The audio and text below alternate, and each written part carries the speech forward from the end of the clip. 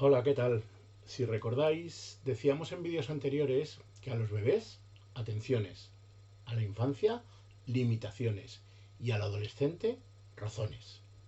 Tenemos que convencer, no vencer.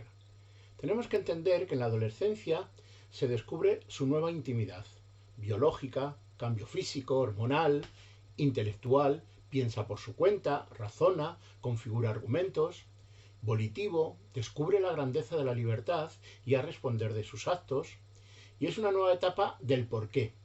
Pero ahora no sirven las respuestas de los mayores, tiene mayor fuerza el grupo de iguales. Como paso previo, hablemos de herramientas básicas para los adultos en la relación con el adolescente. Primera, la sensatez, que es una mezcla de sensibilidad y sabiduría que les permite sacar de cada hijo su mejor yo. Donde está presente la solercia, que es una parte de la prudencia que encuentra lo que conviene de modo rápido. La vigilancia, la resiliencia, que nos permite salir de una mala experiencia con más fuerza si cabe y continuar hacia adelante. Hay que tener serenidad para no perder la tranquilidad ni en los peores momentos. Hay que utilizar la reflexión para buscar soluciones adecuadas. La empatía para ponerse en el lugar del adolescente, entendiendo y aceptando lo que es y lo que siente. Hay que tener humildad para reconocer que lo puedo hacer mejor e intentar tener presente la justicia en todas mis decisiones. ¿Y cómo es la adolescencia? Pues la adolescencia es una etapa plagada de mitos en nuestro entorno, de estereotipos e incomprensión en nuestro entorno cultural. Si bien la pubertad se caracteriza por ser un periodo marcado por los cambios físicos y biológicos, también se producen interesantes transformaciones a nivel psicológico y moral. En torno a los 11 años surge el razonamiento abstracto o la capacidad para reflexionar sobre suposiciones y buscar soluciones múltiples para un mismo problema, conectar y generalizar sus conocimientos y extrapolarlos a la práctica. Es un proceso cognitivo necesario para comprender relaciones complejas de la vida. Podría decirse que el cerebro del adolescente se prepara para la madurez intelectual. Se han descrito además algunos procesos cognitivos marcados aún por el egocentrismo, incapacidad para entender otros puntos de vista, que resultan interesantes para entender algunas reacciones emocionales y conductuales habituales en la adolescencia. Entre otras, podemos encontrar la conducta exhibicionista, provocadora, fanfarrona, que está relacionada con lo que se denomina la audiencia imaginaria. En este supuesto, el adolescente otorga una importancia exagerada a sus ideas y siente que él o ella, su conducta o aspecto, es foco de atención para los demás. Esto explicaría su obsesión por encajar en la imagen personal que los demás tienen. La conducta temeraria y arriesgada, que estaría ligada a lo que llaman fábula personal. Esta conducta refleja la propensión de algunos adolescentes a creer que sus sentimientos, vivencias y puntos de vista son únicos, raros y difíciles de comprender por los demás. Este sentimiento de exclusividad o singularidad hacia la persona también estaría relacionado con la idea de ser inmunes al peligro. Según Piaget, en el desarrollo moral del adolescente también se produce un interesante cambio. Se pasa del buen comportamiento centrado en la búsqueda de la aprobación externa a la internalización de las normas, cuya importancia radica en el fin en sí mismo, encontrar el bien común. Estas condiciones propiciarían el surgimiento del altruismo o la compasión. Por ejemplo, comprender que a veces es necesario ser flexible frente a las normas y que éstas pueden modificarse por el bien común. En esta etapa se consolida la identidad y la personalidad a través de las experiencias, los sentimientos, el autoconcepto y las expectativas. Cambian los gustos, la manera de comportarse e incluso la apariencia, porque el adolescente está experimentando y fantaseando sobre su imagen como futuro adulto. La adolescencia necesita diferenciarse de sus adultos de referencia para sentar las bases de su independencia en un futuro próximo. Lo natural es que cuestione las decisiones de sus progenitores, pida explicaciones o manifieste una necesidad de privacidad que antes no existía. Prefiere pasar más tiempo con los amigos, pero eso no implica que el afecto y apoyo de su familia sea prescindible o sustituible en ningún caso. Los amigos cumplen una función importante en la etapa adolescente, porque estos espacios de relación le permiten desprenderse de etiquetas que a menudo impone la familia.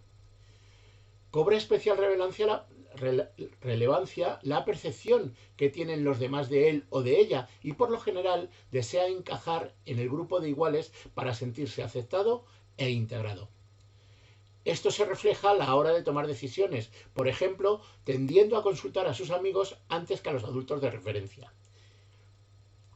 Es importante entender desde otro lugar la actuación del adolescente y en vez de criticar, prohibir, etc., empezar a negociar, dialogar, a aceptar su singularidad. Para ello vamos a conocer algún concepto y algunas herramientas para mantener una buena relación con estas personas. Es importante mostrar desde niño este concepto y ante todo tenerlo presente en nuestra relación con las personas adolescentes. La asertividad, que es la capacidad para defender de manera firme pero amable la valía de las propias opiniones y derechos.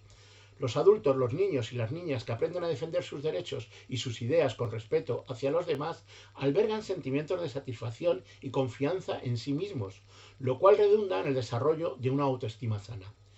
¿Cómo fomentarla? Estando abierto a recibir críticas constructivas, aceptando las propias limitaciones para mejorar sin actitudes derrotistas. Tenemos que ser capaces de reconocer los errores y admitirlos. Hay que expresar las propias ideas y sentimientos con honestidad y claridad. Hay que decir no cuando no se desea hacer algo sin sentirse culpable. Tenemos que perseguir las metas personales, respetando los derechos de los demás. Hay que expresar y recibir afecto de los demás sin pudor o vergüenza. Saber que tenemos derecho a cambiar de opinión. Pedir ayuda cuando se necesita sin sentir que se es poco válido. Asertividad, ¿dónde pues? Pues en la comunicación interpersonal, que es esencial para intercambiar información, ideas, emociones y sentimientos en la vida cotidiana. También para reforzar los vínculos afectivos y abordar los conflictos de manera no violenta. Sin embargo, la comunicación puede estar plagada de fallos e interferencias que dificultan las relaciones interpersonales. Cuando la comunicación es inadecuada en el ámbito familiar, las actitudes o respuestas agresivas suelen aflorar en momentos de tensión. Los malentendidos o la contraposición de deseos e ideas pueden desatar respuestas agresivas si las personas no cuentan con herramientas de negociación y diálogo. Determinadas tendencias mantienen y fomentan la tensión e impiden una comunicación honesta. Por ejemplo, focalizar la atención en las emociones negativas, en los sentimientos de victimización, de ira o de venganza. Tener actitudes absolutistas como querer llevar la razón a toda costa, defensivas como el tú más o de amenaza, generar miedo en el otro para imponer las ideas. El miedo a perder autoridad o a parecer débiles ante los demás se convierte muchas veces en el centro del problema, más allá del motivo genuino de la discusión. Tener falta de autocrítica atribuyendo a la otra parte la única responsabilidad del conflicto. Ignorando o eludiendo el problema no hará que desaparezca.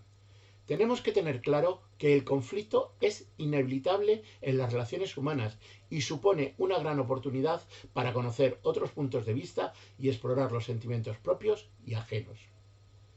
Para que haya una buena comunicación, además tiene que existir una escucha activa. Este tipo de escucha supone un ejercicio consciente cuyo objetivo es comprender lo que los demás expresan y es necesaria para desarrollar la empatía, ponerse en el lugar de los otros. Esta escucha implica desmontar tendencias fáciles o cómodas, como tratar de llevar la razón a toda costa o posturas defensivas en lugar de conciliadoras.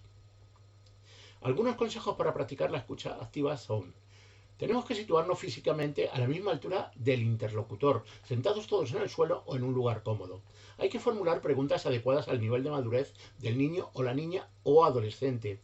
Emplearemos un tono de voz sosegado. Tenemos que evitar distracciones o atender a otras cosas cuando el interlocutor está hablando. Hay que mantener contacto ocular.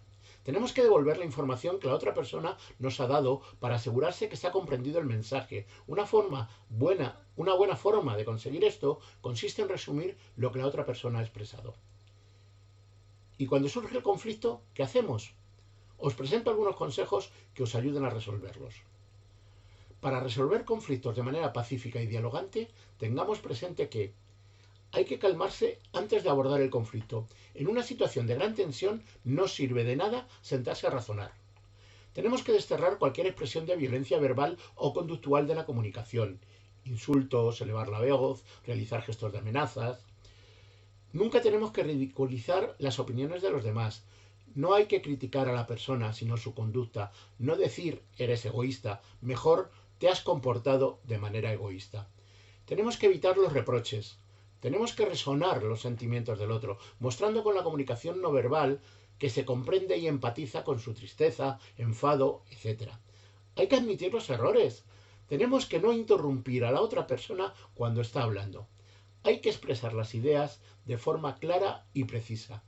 Tenemos que asegurarnos de comprobar que se ha entendido a la otra persona, formulando preguntas de distintas maneras. Por ejemplo, hay que asegurarse de que la otra persona ha comprendido también nuestros mensajes. Bueno, espero que os hayan resultado útiles estas ideas. Hay personas que sabéis que podéis seguir hablando conmigo cuando la situación se normalice. El resto, si os interesa profundizar, poned en un buscador parentalidad positiva y os saldrán varias páginas específicas. Espero que hayáis encontrado alguna pequeña idea que os ayude a mejorar, si es posible, en las pautas que utilizáis con vuestras hijas e hijos. Muchas gracias por vuestra atención.